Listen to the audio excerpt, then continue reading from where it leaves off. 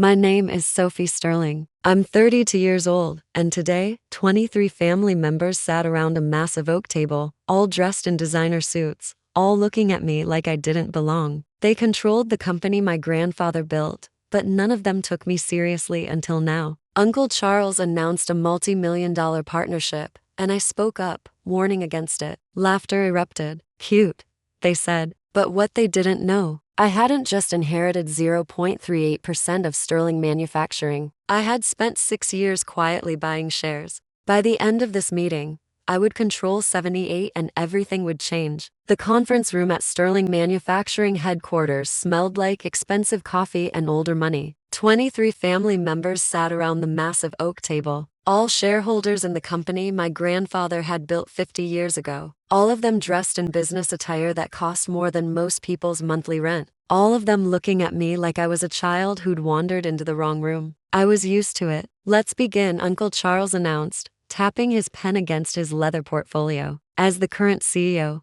and my grandfather's eldest son, he ran these quarterly shareholder meetings with the enthusiasm of a man attending his own funeral. Q3 results are strong. Revenue up 12%, margins holding steady at 18%. Murmurs of approval circled the table, and Patricia smiled. Cousin David nodded sagely as if he understood what any of those numbers actually meant. He'd inherited his shares, same as most people in this room. He'd never worked a day at Sterling Manufacturing in his life. Neither had I technically, but that was about to become irrelevant. However, Uncle Charles continued, his face taking on that expression he used when delivering bad news he secretly enjoyed. "We have an opportunity. Tecker Industries has approached us about a partnership. They want to integrate our manufacturing capabilities with their distribution network." "How much investment are we talking?" Aunt Margaret asked, already pulling out her reading glasses to review the documents being passed around. "Initial capital requirement is $8 million, Uncle Charles said, which we'll need to raise through either debt financing or additional shareholder contributions. The room erupted into discussion. Cousin Jennifer immediately started calculating her potential share. Uncle Robert was already shaking his head about debt ratios. Aunt Patricia wanted to know about returns. I raised my hand. Uncle Charles noticed me the way you might notice a mosquito with mild irritation and the assumption it would go away on its own. "Yes, Sophie, I think we should decline the Techcor partnership," I said clearly. The room went silent. Then someone laughed. I think it was David. "I'm sorry." Uncle Charles's tone suggested I just proposed we manufacture products out of cheese. "The Techcor partnership," I repeated. "I think it's a bad investment. Their distribution network is over-leveraged. They're facing regulatory challenges in 3 states, and their stock price has dropped 22% this quarter. Partnering with them right now would be like tying our anchor to a sinking ship." More silence. Then David laughed again, louder this time. "That's adorable," he said, not even trying to hide his condescension. "You've been reading business news. How cute." "Sophie," and Margaret said in that voice adults use with precocious children, "this is a complex business decision. Tecker is a Fortune 500 company. They've been in operation for 30 years. 32 years, I corrected. And they're currently defending against 2 class action lawsuits and an SEC investigation. Their CEO resigned last month, and their CFO is selling personal shares at a rate that suggests he knows something the public doesn't." Uncle Charles set down his pen. "And where exactly are you getting this information?" "Reuters, Bloomberg, SEC filings, and Techcor's own quarterly reports," I said. "It's all public information. Public information that you apparently have time to read while doing whatever it is you do," Cousin Jennifer said with a smirk. She worked in marketing for a small firm and considered herself a business expert. "Some of us are busy running actual companies." "I own a software development company," I said mildly. "We do quite well." "Oh, that's right," David said, snapping his fingers in mock remembrance. "You make those app things. How many employees do you have again?"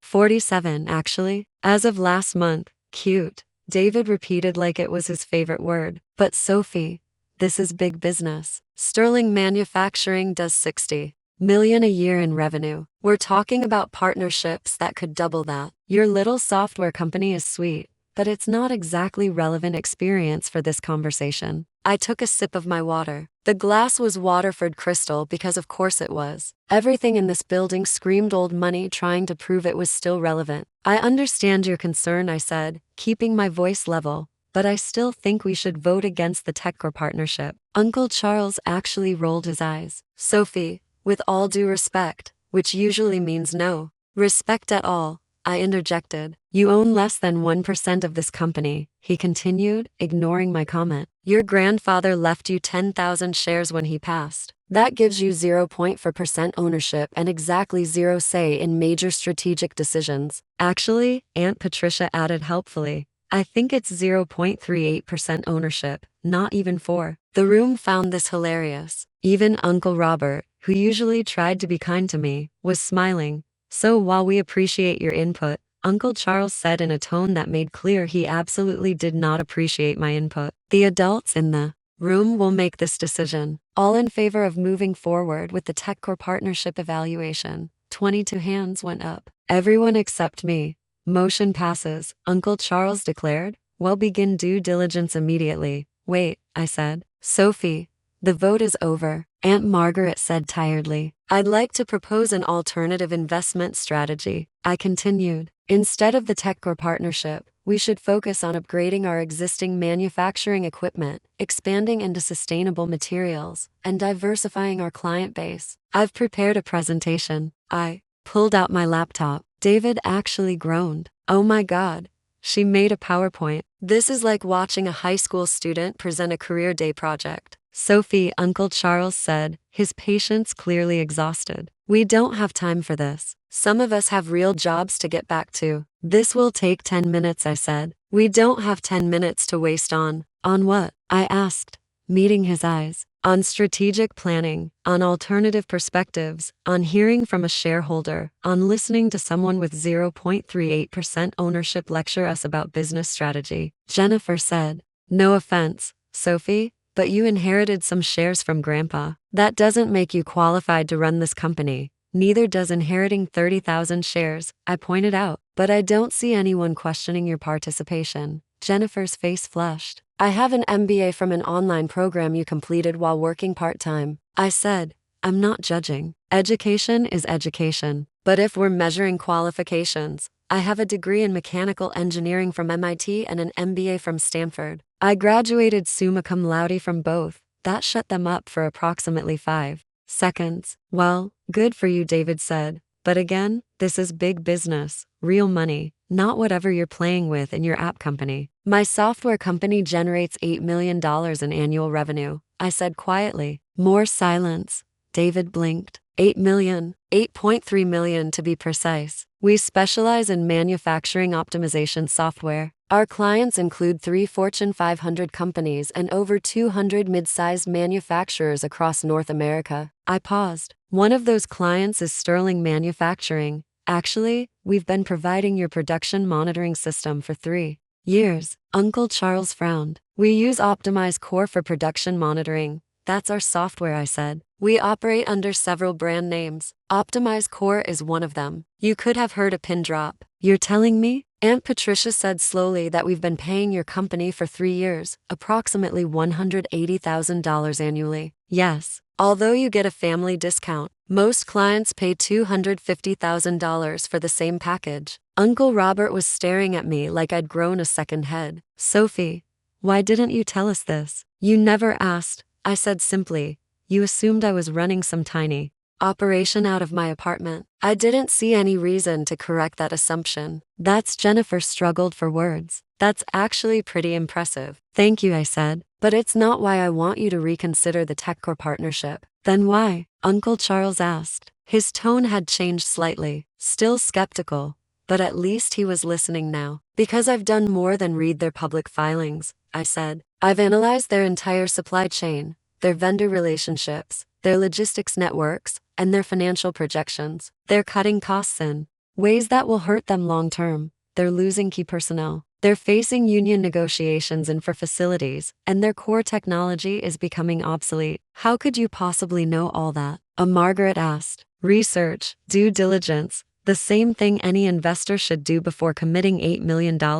I opened my laptop. I really do have a presentation. If you'll give me 10 minutes, I can show you exactly why this partnership is a mistake. Uncle Charles glanced around the table. A few people were checking their phones, but most were actually paying attention now. Fine, he said. 10 minutes. I pulled up my presentation on the screen at the front of the room. 43 slides. Financial models, risk assessments, market analysis, alternative strategies. I'd spent 3 months preparing it. 8 minutes and 30 seconds later, the room was silent again, but this time it was a different kind of silence. These numbers, Uncle Robert said quietly. If they're accurate, I said. Every source is cited in the appendix. You can verify them yourselves. This is actually quite thorough, and Patricia admitted grudgingly. David was scrolling through his phone. Her analysis on their stock price is right. It has dropped 22%, and there are 2 lawsuits. How did we miss this? Because you didn't look, I said, not meanly, just factually. Uncle Charles was staring at the final slide, which showed projected outcomes of the TechCore partnership versus my alternative strategy. The numbers weren't even close. Sophie, this is impressive, but we'd need significant capital to implement your alternative plan. The equipment upgrades alone would cost $5 million, $6.2 million, I corrected, but the ROI is 340% over 3 years versus 180% for the TechCore partnership, assuming their company remains stable, which it won't. We don't have $6.2 million in liquid capital, Jennifer said. That's why we were looking at the partnership in the first place. They were going to provide initial funding. I know, I said, which is why I'm prepared to make an investment. The room perked up. David actually leaned forward. How much are you thinking? Uncle Charles asked carefully. $10 million, I said. You could have heard a pin drop. I was getting good at creating these silences. I'm sorry, David said. Did you say $10 million? I did. You have $10 million?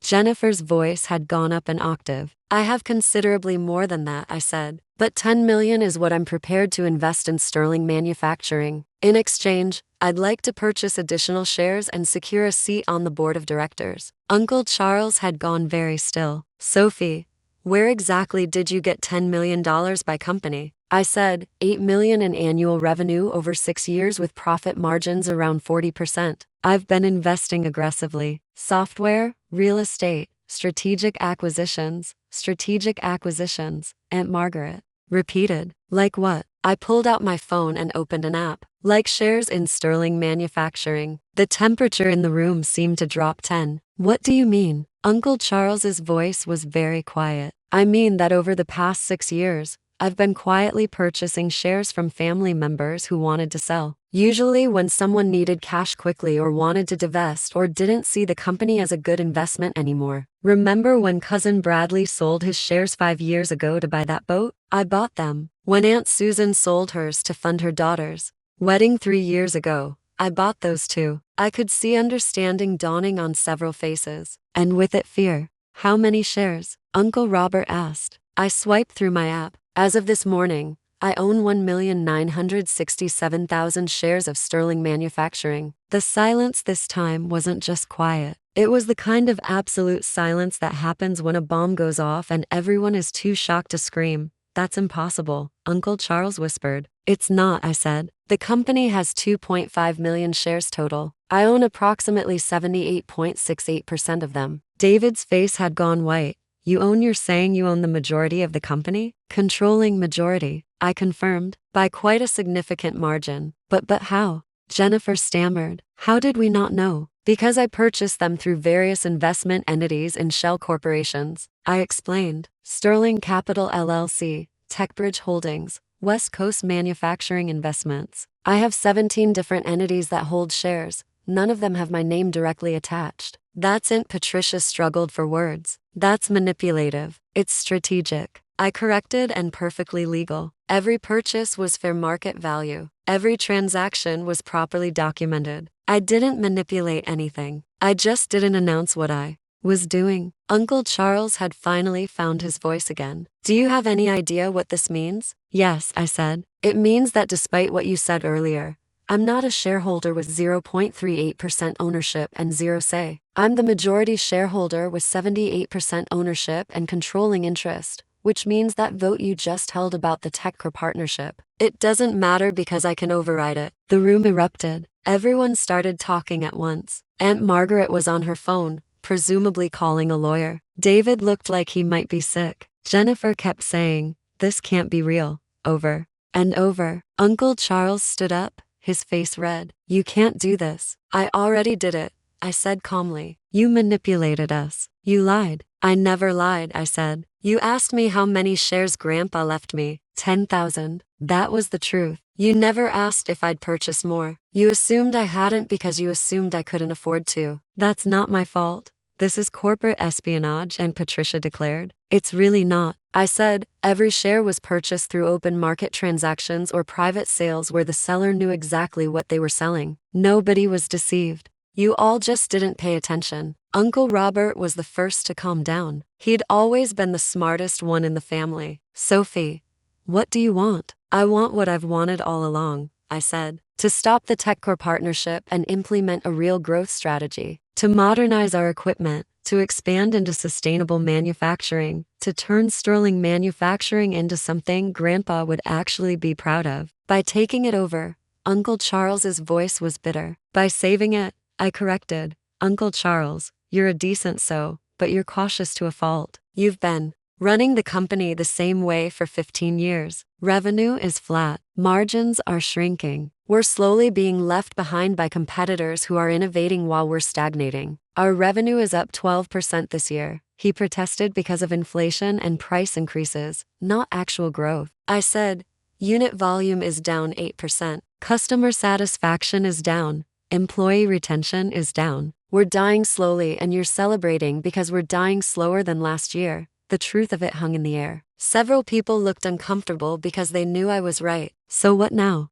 Jennifer asked. "You're the majority shareholder. You could fire all of us tomorrow." "I could," I agreed, "but I won't. Most of you aren't actively involved in running the company anyway. You're just shareholders collecting dividends. That doesn't change. What changes is the direction of the company and who's making the strategic decisions." "Meaning you," David said. "Meaning me," I confirmed. "And Uncle Charles if he's willing to work with me instead of fighting me. And anyone else who wants to actually contribute instead of just showing up to quarterly meetings to complain." I pulled up another slide on my laptop. "Here's what I'm proposing. I invest 10 million immediately. We decline the TechCore partnership. We implement the modernization plan I've outlined. We expand into sustainable manufacturing, which is going to be huge in the next 5 years. We diversify our client base and we aim for revenue of 100 million within 3 years. That's a 67% increase." And Margaret said faintly, 66.7%. I said, "Yes,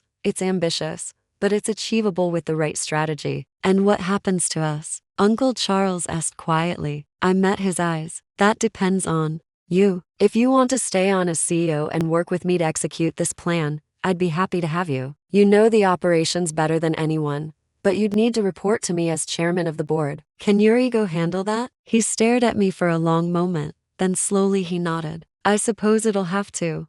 "Good," I said. "Uncle Robert, I'd like you on the board as well. You're the only person in this room who actually worked on the factory floor before becoming a shareholder. We need that perspective." Uncle Robert looked stunned. "You want me on the board?" "I do. Aunt Patricia, your background is in finance. I'd like you as CFO. We need to restructure our financial operations." Aunt Patricia's mouth opened and closed. I retired 5 years ago. "Consider yourself unretired," I said. "If you're interested, I'm not forcing anyone. But I'm building a team and I want people who actually care about the company, not just the dividends." I looked around the table. "As for everyone else, you remain shareholders. Your dividends will actually increase if we execute this plan properly. But the days of showing up to vote down any innovation and collect checks are over. If you want to be involved, be involved. If you just want to be passive investors, fine, but don't get in the way." David had recovered some of his composure. "And what if we don't like this arrangement? What if we vote to oppose you?" "You can vote however you want," I said, "but I own 78% of the shares. You could get every single other shareholder to vote against me and I'd still control the company.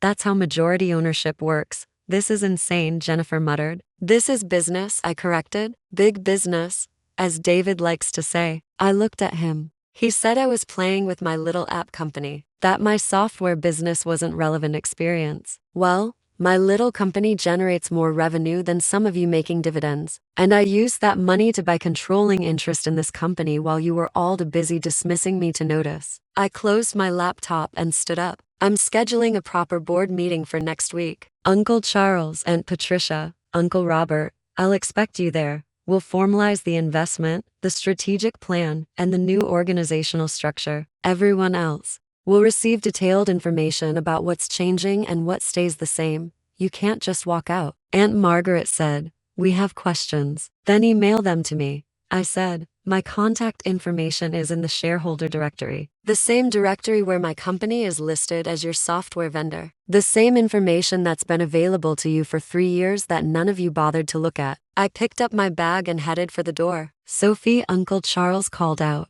I turned. He looked older than he had an hour ago. Why didn't you just tell us? Why go through all this secrecy? Because I wanted to see if you'd ever take me seriously on my own merits, I said. If you'd ever listen to Sophie, the person, not Sophie, the young cousin with barely any shares. And you didn't. Even today, even after I showed you my analysis, you were ready to dismiss me until I proved I had the power to force you to listen. That's not fair, Jennifer protested, isn't it? I asked. David called my business suggestions cute. You compared my presentation to a high school career day project. Uncle Charles literally said I had exactly zero say in strategic decisions. You didn't dismiss my ideas because they were bad. You dismissed them because you didn't think I mattered. Nobody had a response to that.